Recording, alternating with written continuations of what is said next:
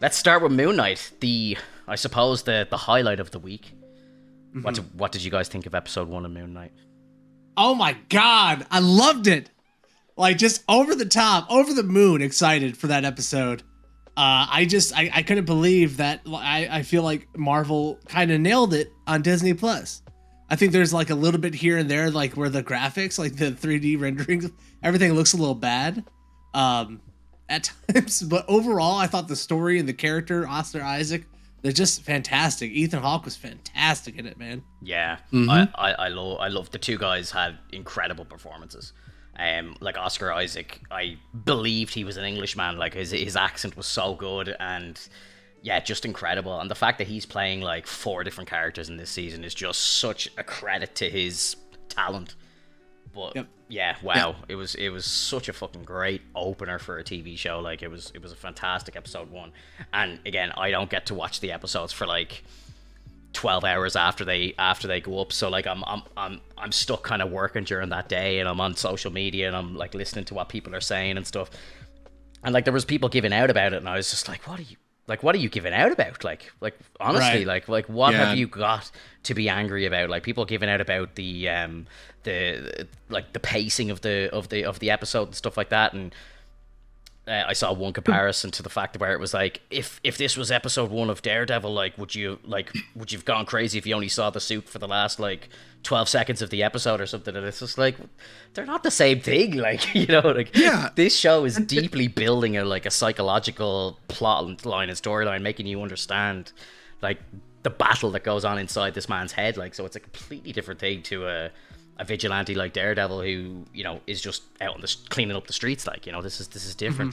It's not the same thing, right? And if you think about it, it's just the costume of Daredevil. You don't get to see the full red costume until much later. Oh, it's the last 5 minutes of season 1. I'm only rewatching it now, and I remember when I first watched that, I was like, I can't believe they're only showing us the suit now.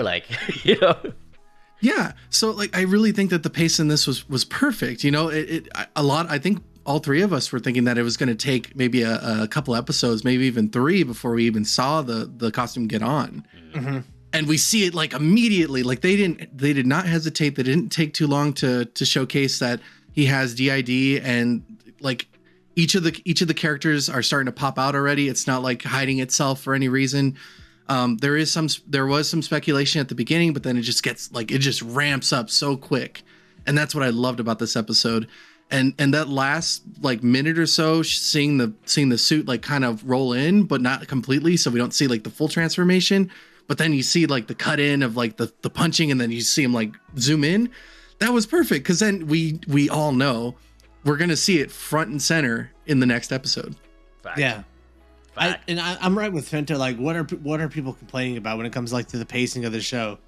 It's not a movie. They don't got to jam pack everything into 2 hours. That's why the movies are so fast, because they got to do so much within 2 hours. Yeah. This is a full ass episode, and it's not an episode that felt like it had a lot of filler. I feel like a lot of times on Disney Plus, we get episodes that are near an hour, and it's what are we doing for half this episode? Where this felt like it really was clipping along, telling us a lot about the Mark and Oscar Isaac's whatever his name of the other character is. Stephen Grant. Yes, Steven, yeah. Steven. Yeah, you really get a sense of who both of those characters kind of are within this, and there's just so many moving parts in this episode that it doesn't feel slogged out. It doesn't feel like it's stalling out anywhere. So when people complain about pacing, I don't think you understand what it is. Pacing means that it makes sense the whole way, how slow it's moving. It's not just going fast. That's not pacing. Mm-hmm. And the anticipation of it is on point. When you see the moment where he ends up in the field of flowers, the moment where he's about to be captured, and then he blanks out. All the moments that he blanks out, it's just so great, because then it creates the anticipation, and then they satisfy that anticipation at the very end. So the pacing is not a problematic at all. Mm-mm. The only thing I would say is maybe a slight trouble is maybe the CG effects, because when you see the guy jumping from the car onto the ice cream truck, you could totally tell it wasn't him. Yeah. But it's kind of hard to do that with a human as opposed to a hero, like a superhero. True. the bit when he had it when he woke up with the broken jaw, and I was just like, oh god, that like made me so uneasy. It was like, it was so well done. It kind of just like cracks back into place. Like, oh, that was awful. When he was like kind of blinking and like losing time and like morphing into Mark, like I was kind of like, the first couple of them, I thought they kind of maybe overdid it a tiny bit. If I have to try and find a couple of critiques in the episode, which again is very hard to do, but I found that like it kind of became a bit of a tease throughout. Like I thought like we were going to get a bit of Mr. Knight or Mark or whatever, and then they kept just kind of teasing us with it, and they just like flashing straight back to Steven. So I was kind of like, fuck's sake, just show us some Mark, please, like, you know. So that would be just something I wish we kind of did see it, because again, it's only 6 episodes, and you know what I mean? Like there is going to definitely be some filler in there, like as there always is with Disney. So I was just like, fuck, I kind of wish they showed us a little bit of that. Like, but again, I get, that's just me that's me trying to pick problems. Like, you know, I had absolutely no problem with this episode whatsoever. Well, I totally understand how you feel, Finto, because when I think about it, you know, once they move over to Mark, are they going to start shunning out Steven? Like, is Steven still going to be part of the group, or is it going to be like mainly a Mark and Khonshu kind of conversation where now it's just introspective and those two talking about what their plan was originally, because obviously they had some sort of operation going on and Steven kept butting in because he wanted to suppress anything that was going on in his mind. Yeah. What did you make of like the whole inner monologue, like the voice of, I don't know, is the voice is Khonshu talking, like saying like, oh, the idiot's back in charge and stuff like that. Did you like it, or because I personally thought if the show wasn't like, it kind of reminded me of Venom in a really bad way. Like I hate the way Venom talks to Eddie Brock. Like I just think it's real cheesy and stuff, and I kind of got that feeling as well. And I thought to myself, if this show wasn't amazing, I was like, this would really piss me off. But I'm like, the show is so good, I can just get over it, you know. Like I'm just like, okay, whatever. It's a bit cheesy, but it's cool. It's fine. I just didn't like the voice. I thought it's too outrageous, like, you know. Mm-hmm. Yeah, I definitely feel like they could have like found a different voice actor. The voice doesn't really match the graphics that they give Khonshu. Like when you see him standing on the street, like he looks kind of menacing, right? Oh yeah. And then you hear the voice, and it just doesn't really feel like it fits it. So I guess we'll see when you actually see him talking or whatever.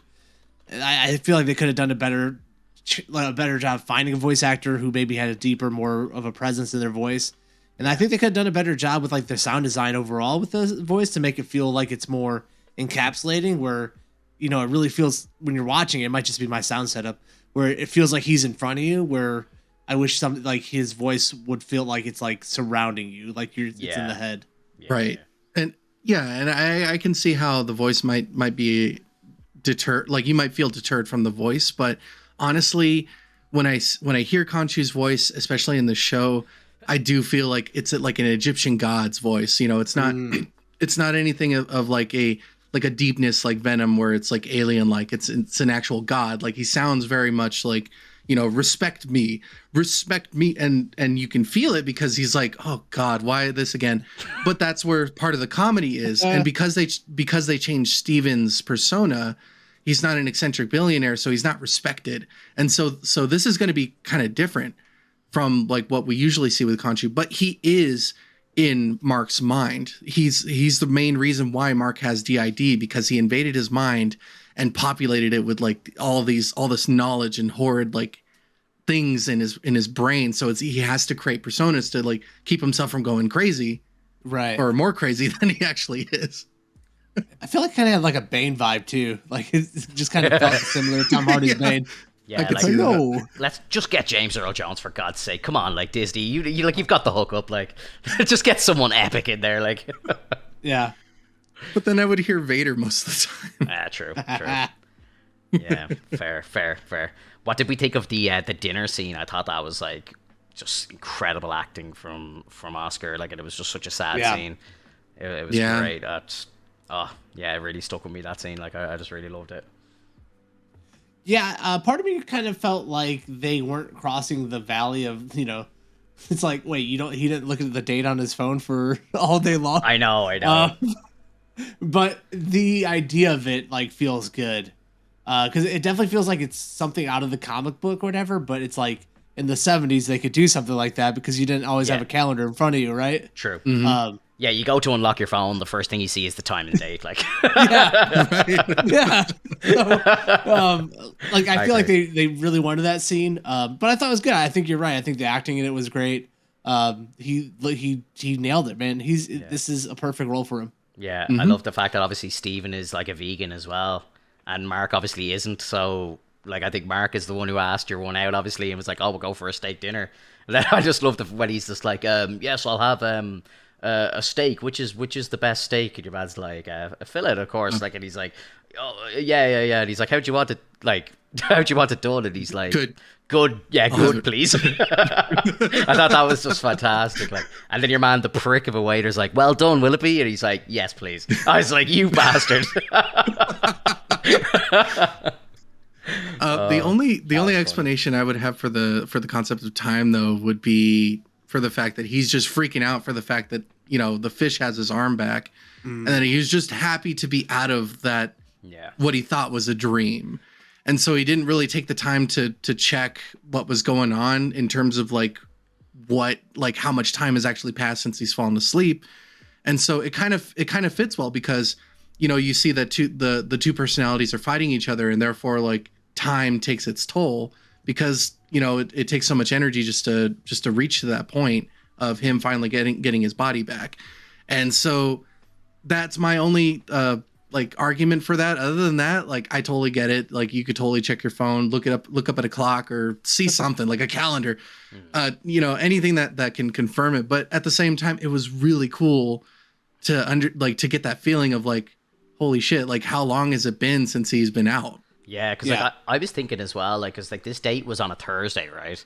So he's been out of action for 2 days, and like his boss in work is like such a hard ass. I'm like, how has this guy disappeared for 2 days? And like, right. You know, he's not getting in trouble when he walks into work. Like that, I was just like, oh, maybe he works weekends. Maybe they were his 2 days off. Mark knows his schedule or whatever. But yeah, I don't know, dude. Yeah, like I'm really, really looking forward to episode 2. It's off to such an incredible start. I saw somebody make the connection, and like, I didn't think about it when I was watching it, but this show has so far anyway, has no connective tissue to the MCU whatsoever, you know. And I was watching a breakdown of it, and like, you know, they were like, they actually had like opportunities to put in stuff and they didn't. So it's like, it's very interesting. Like, I think they made mention of World War II, and you know, where they could have put in a Red Skull reference, they went with Hitler instead and stuff like that. Like, so they're keeping it well grounded to the real world, which is interesting. Me personally, it doesn't bother me at all, but I know there are fans out there that just want the connective tissue. Like, that's the most important thing about all the shows. It has to connect, you know. Like, where's the, you know, I don't know, like, where's a reference to Eternals or something that's just happened in London or whatever, like, you know. And it's just, it's interesting. I think it keeps a kind of mystery to the show, which I'm all for. You know, we don't exactly know when this is taking place in the timeline, so that really makes me want to see more. You know, I feel like they announced where it was in the timeline. I think did they? I think they said it after Spider-Man. This is in like real world. They've told us, or in the show. Yeah, real world. Okay, like, because on I think on Disney Plus, how they do like the MCU timeline, how you watch them in order. Yeah, they put it like after Spider-Man or something like that. No Way Home. Nice. Yeah. Okay. Yeah. So either Spider-Man or Hawkeye, one of the two, is like set after it. Okay. Because I think the Hawkeye thing is still a little confusing as well. Like, because it's like, we don't exactly know where Hawkeye sits. Like, because I think there was a lot of discussion around like, does that actually happen before or after No Way Home? So, and again, we don't have the we don't have the Spider-Man stuff on Disney, so we can't actually see the timeline.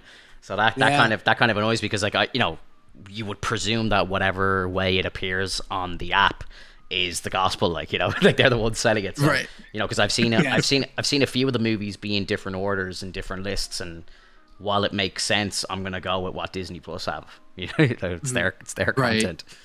But with Finto, what you mentioned about the whole World War II thing, the only thing I would say is kind of a saving grace for the fact that they didn't talk about Hydra or Red Skull is because I believe that that organization is so underground that not very many people actually know about it. The only people that know about it are the people that were like part of the captives that were there, the infantry that was with Captain America.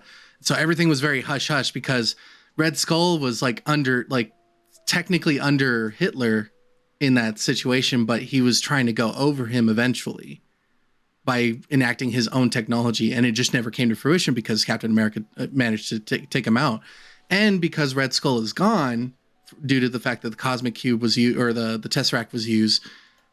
No recollection of things like that could be really made, especially if people want to make it classified. You don't want people knowing that there's a Hydra organization and then have people like try to populate it because they believe in Hydra. Right. I think when it comes to connective tissues also, like I think it's like I would say that Black Panther kind of relates to it, right? Like Bast is an Egyptian god. Like the Black Panther's god is of the same Egyptian pantheon of Moon Knight here. So I think that's kind of there. Mm-hmm. Yeah, like you really get a feel for all the characters that like should be kind of portrayed, all the gods. And you can even tell from when Steven said, he's like, there's, you see 7 on this poster, but there's actually 9. Yeah. So they're clearly missing 2 that are notable. Mm-hmm. Is it the 2 like Khonshu and whoever, I forget the name of the alligator lady that Ethan Hawke is worshiping? Amit, yes, there we go. Yeah, it could be, or it could actually be a nod to Bast. Like it could be like Bast and Khonshu at that point. Yeah, because Amit was like in real Egyptian lore, Amit is kind of like the gator dog kind of thing that eats the souls of the judged. So it like you can tell that with Ethan Hawke's character, Amit's been shunned, Amit's been cast aside and kind of like not revered as a god, when in reality he sees Amit as a god. And so do all the followers. And so that's why they're trying to like chant and bring Amit back to life in a sense. Yeah. God, I love the representation of Amit and stuff, like the tattoo, the staff. The cane dude, it was so good. Once I realized I was like a gator has on the staff, I was like, dude, I love the wardrobe department for Marvel. Like, nail it. That bit at the start where he's like smashing the glass and putting it into his shoes and just walking off. God. I was like, oh, this guy's a cringed. freak. Yeah, I was just like, no. I can't believe they opened up with like Jesus Bob Dylan, which is like an underrated era for Bob Dylan. Yeah, for sure. So fitting though. I think like it's a really good point because I we're at a really good point where I think it'd be a fun moment to maybe shed out a couple of predictions what we think is going to happen in the season. Or like, do we have any like? Because I know there's been like whispers of like Black Knight and Blade showing up and that sort of thing, and or even like I think even like there's rumors like fucking Punisher could show up. So like, do we have any kind of what are your wishes or your cameos? wants for it? Yeah, like, or even just like what do you think is going to happen? I'm gonna say that Black Knight shows up in costume. I think we see an early version of him. It's one of those things where they like to introduce people early on. He's in the Eternals. They show him in this. He shows up, helps out Moon Knight, and then like in the post-credit area, like Blade like shows up too. Yeah, I could totally see that. I've heard, now I don't know of anything, but apparently around episode 4. So, and this is kind of seems to be what Disney are doing. But around episode 4, apparently there's meant to be like a banger of a big reveal / twist or something like that crazy going on. And I think in Hawkeye was where they were meant to have the first Kingpin scene there, but then they cut the scene and just gave us that stupid picture in episode 5. But I think in this show there's meant to be something fucking serious happen at the end of episode 4.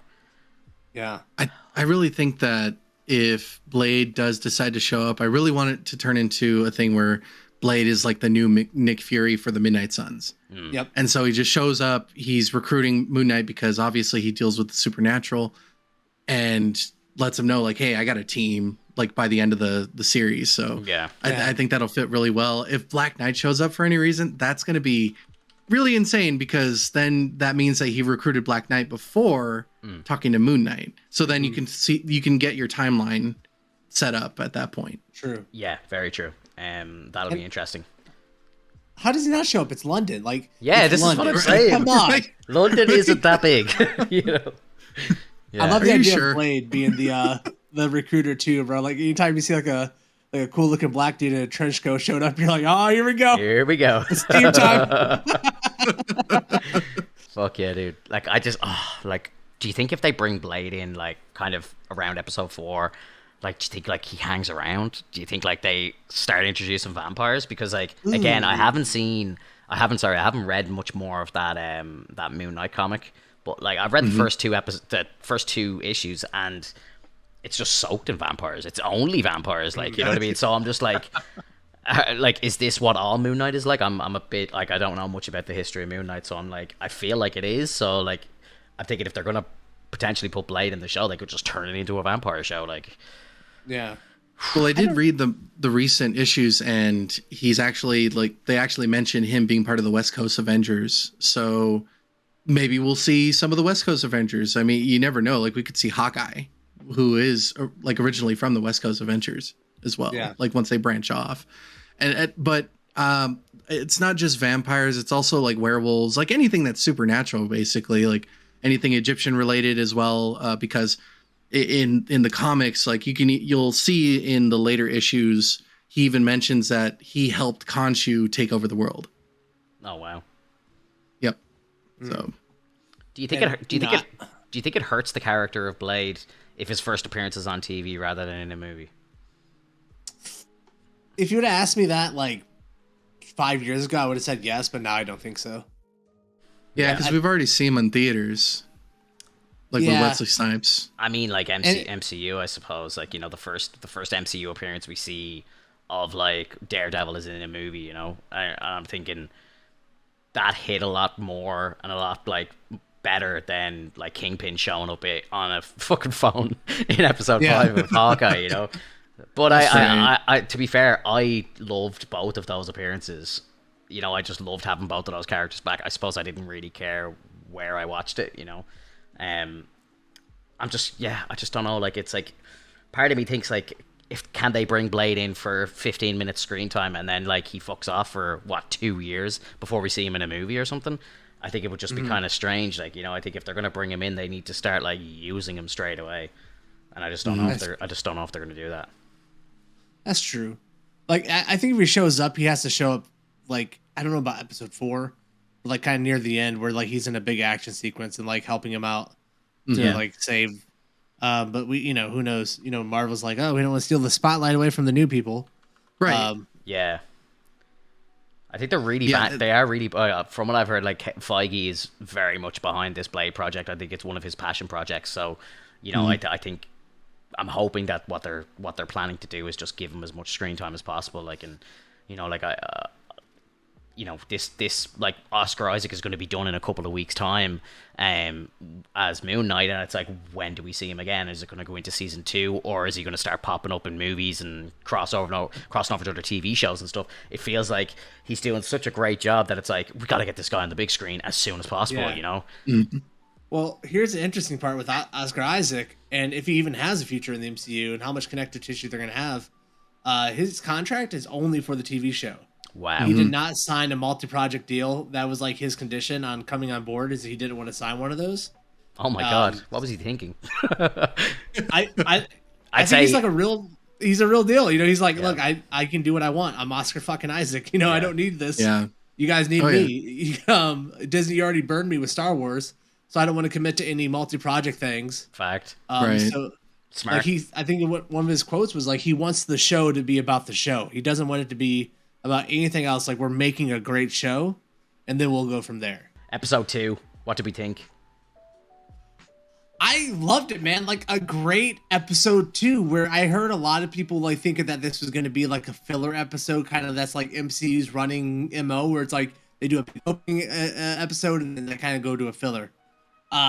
This wasn't a filler at all. This felt like a great continuation from episode 1. I feel like it carried on the themes of like the craziness, you know, where he was going into the museum attack actually happened or not. But then they give you like clues as a viewer, like when he would have gotten hit by something, the camera kind of like goes fuzzy and stuff on the security camera. So I love that they're setting up this like, you know, Fight Club-esque, like he's going crazy thing going on where it's like you don't know what to believe, even us following Stephen with the V.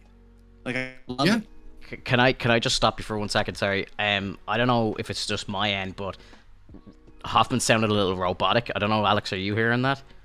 Yeah. I let him know earlier. Okay. I was just disconnect and reconnect. No, I just wasn't sure if it was me. I was just gonna say if it was, I'll leave the call and come back. But just, you know, I'm thinking about the future recording of the podcast. Yeah.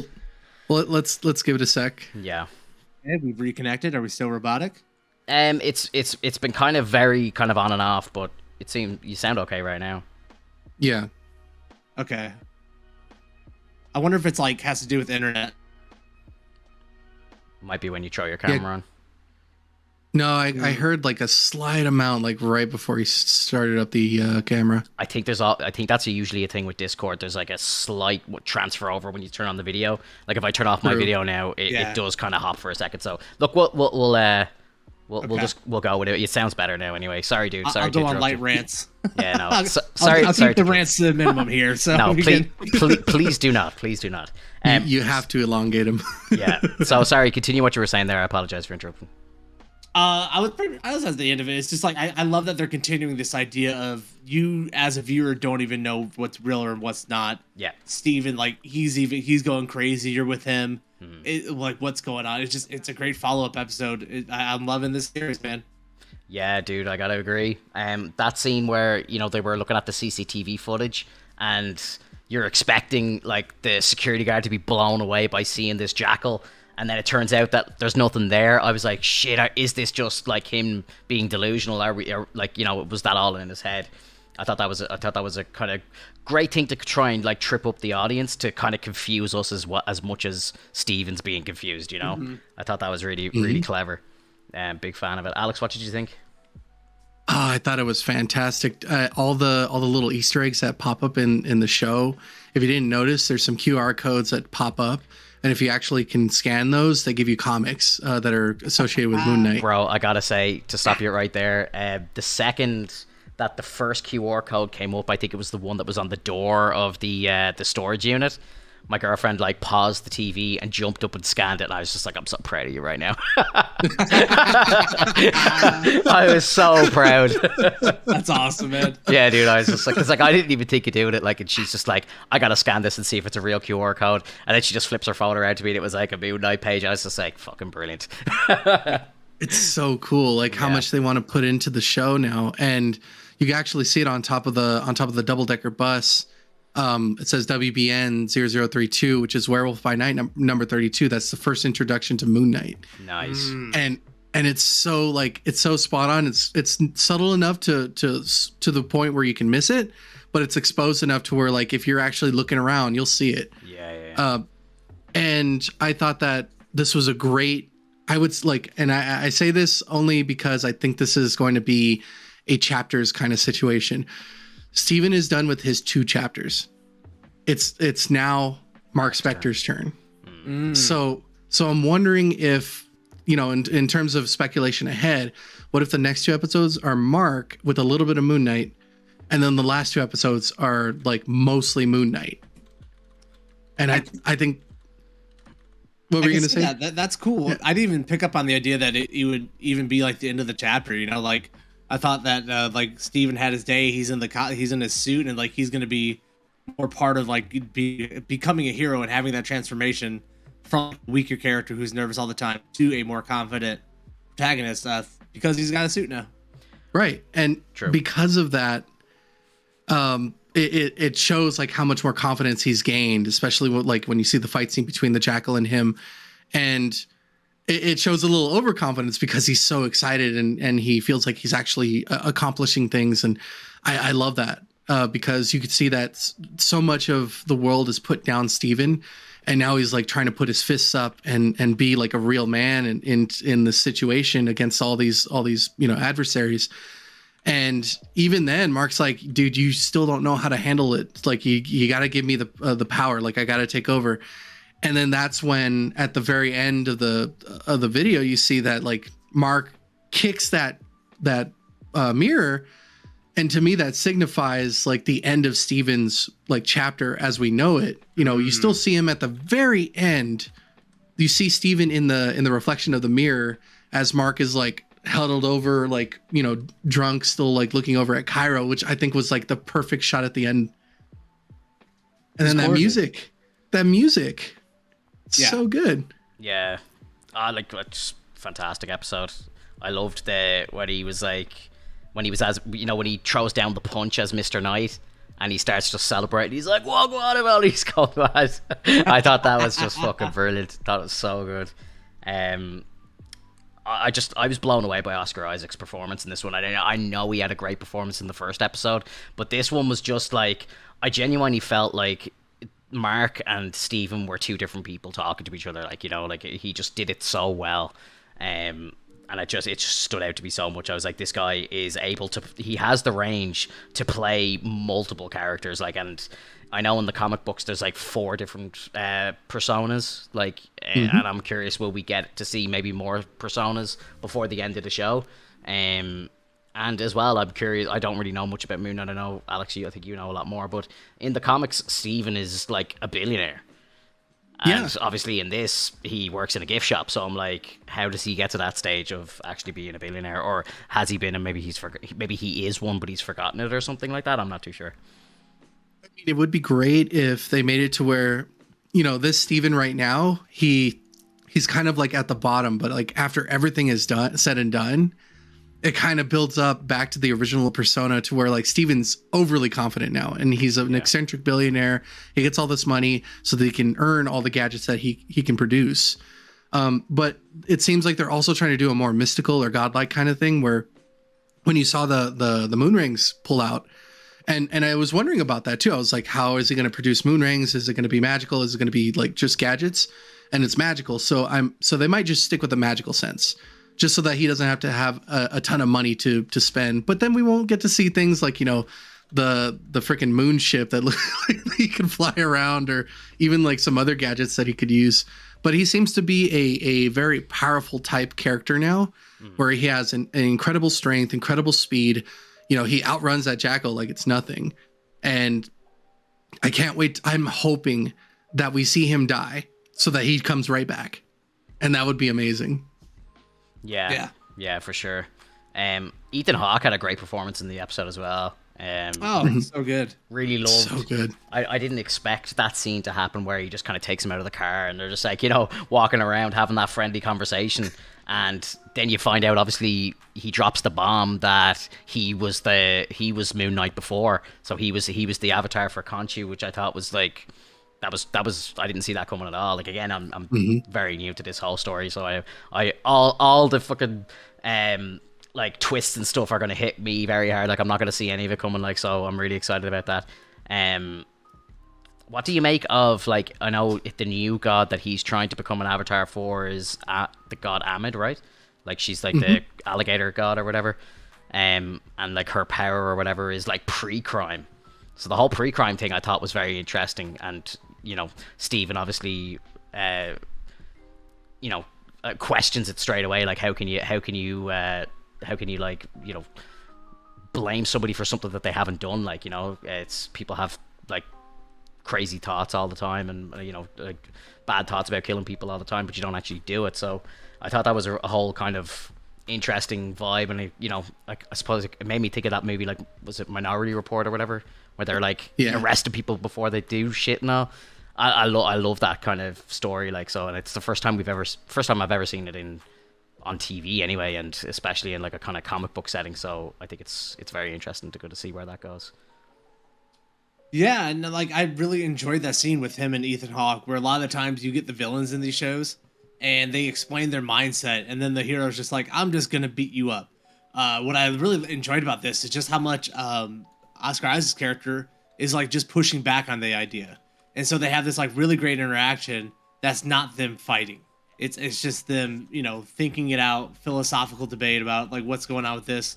I loved it. I thought it was great. I think the whole idea of using that character and that god for this kind of like precog Minority Report thing, like you're mentioning, is a great setup for the series. And I'm really curious about where the show is gonna go. Like, why does Ethan Hawke need like the scarab and all that? Like, what's waiting in Egypt? Like, I love the idea that is being set up, and like, what's his broader plan? Like, why does he need that? What's Ethan Hawke's broader plan to like going forward? Like, is he gonna try to judge everyone at once? Is he gonna like try to Thanos snap this thing through a pyramid or something? Like, I'm intrigued. Yeah, yeah, for sure. I think the Egypt episode or potentially episodes are going to be great.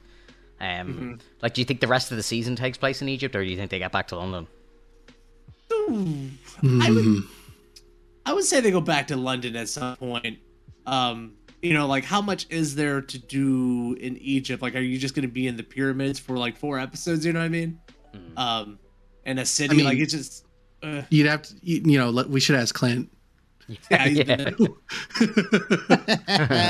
True. Clint's the expert. I think it'd be okay to be in Cairo for quite a while.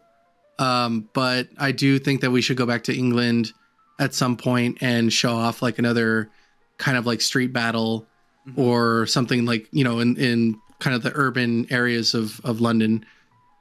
Because that was actually really fun. You got all your twists and turns. I'm not sure how much you're going to get with like an open space with Egypt. So, I think we're just going to get more of like an introspective into what's going on and what's going to happen if Amit comes back, and then we go back to England, and it's like, okay, well, now everyone's back at this point, and we have to finish it off. But it's kind of like a toss in the wind right now. I really don't know.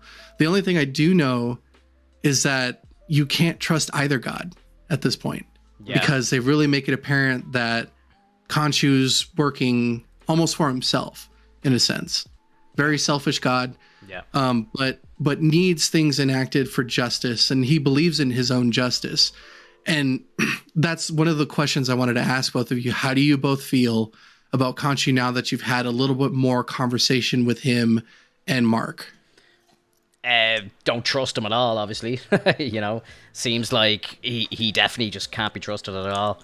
I'm very interested, and I find that to be like really intriguing, because like it's again, it's not something that we've really seen, and like the MCU feels like that they're trying to focus on gods a lot now. Love and Thunder's like introducing loads of new gods, and I've seen a lot of people talking recently about like the Panther god that looks over Wakanda and stuff like that, and are we going to see all that? And I think it's a nice new step for the MCU, I suppose, rather than just staying on the ground in the likes of London and stuff like that. I think they're definitely like taking a big step into like the supernatural and stuff like that. So it's I'm definitely intrigued to see where it goes. It's a fresh take for the MCU. Yeah, and I love that he's not trustworthy at all.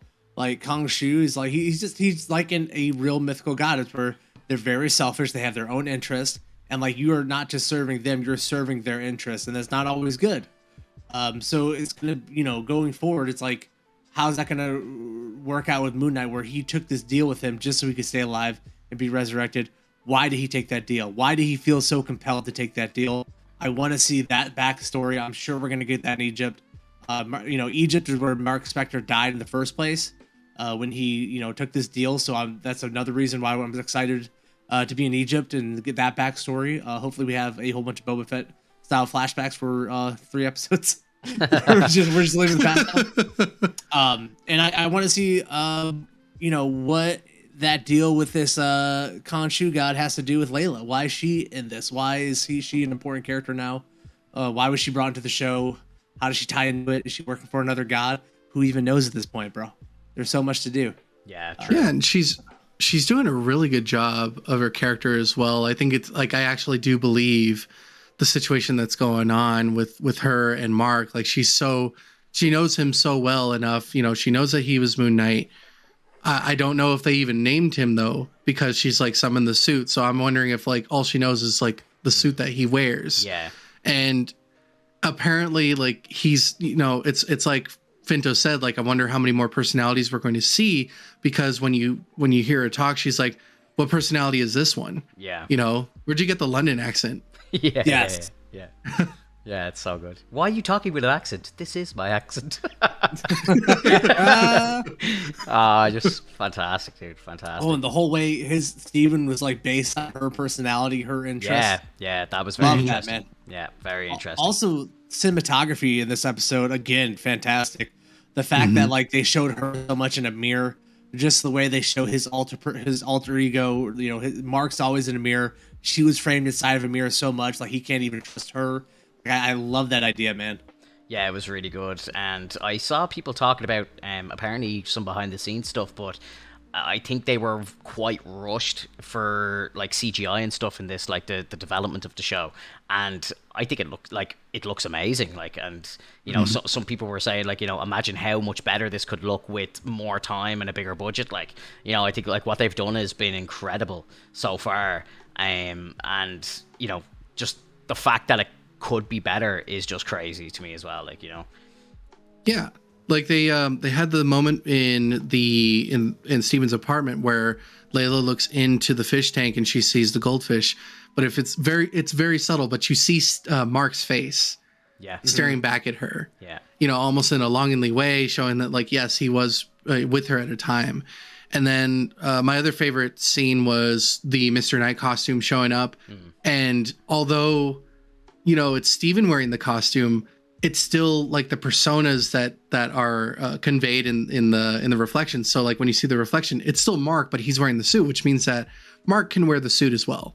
That's why I was going to ask that question, because in the comics that I'm reading, Mark wears the Mr. Knight suit, not Steven. So I'm like, does Mark see him wearing this suit going, actually, yeah, I like that, I'll wear that myself. Like, you know, that looks good, you know?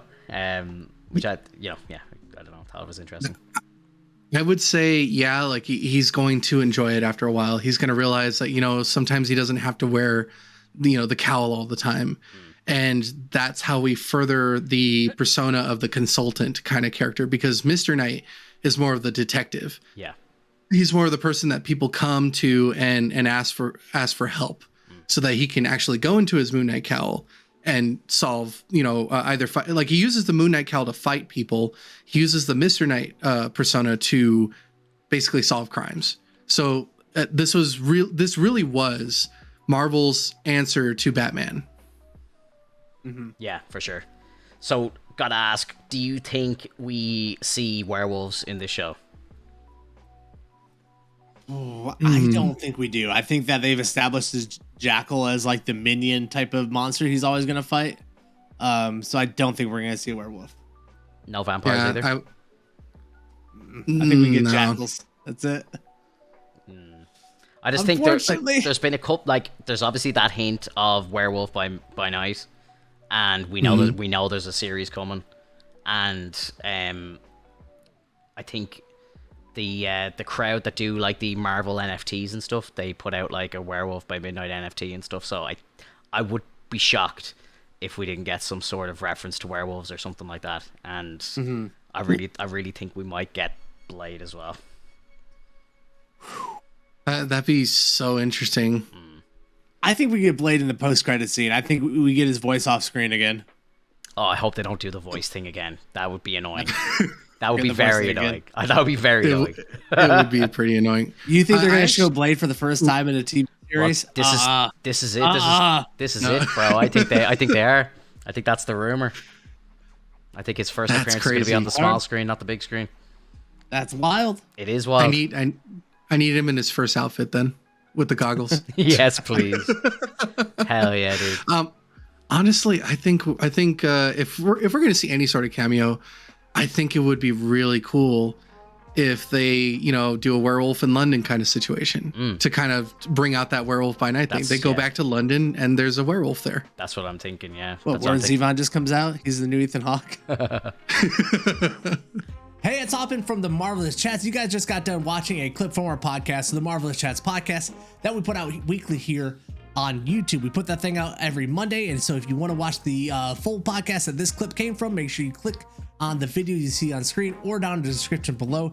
You can go see that podcast and see everything else we talk about in that episode, because we talk about everything Marvel, we talk about everything DCU and Star Wars. If it's kind of in the nerdum, in the geekdom, we will talk about it, because that's what we are. We're just geeks and nerds enjoying that stuff, trying to talk about our thoughts about it here on YouTube. So if you are into that idea and you haven't subscribed to the channel, make sure you hit the subscription button. If you subscribe, we're trying to get this thing above 100, and then we'll get one of those fancy custom URLs that people get for that. Nice. And also leave a like on that video so that you can let other people know that you enjoy the content, and YouTube will share it with people you know, or just anyone, because it's got a thumbs up. All right, that's gonna do it for the video. That's it for me shilling and trying to get you guys to do stuff. I hope you guys enjoyed the video. I hope you guys enjoyed that clip. I'm glad you guys stopped in. All right, that's gonna do it. We'll see you guys on the next one.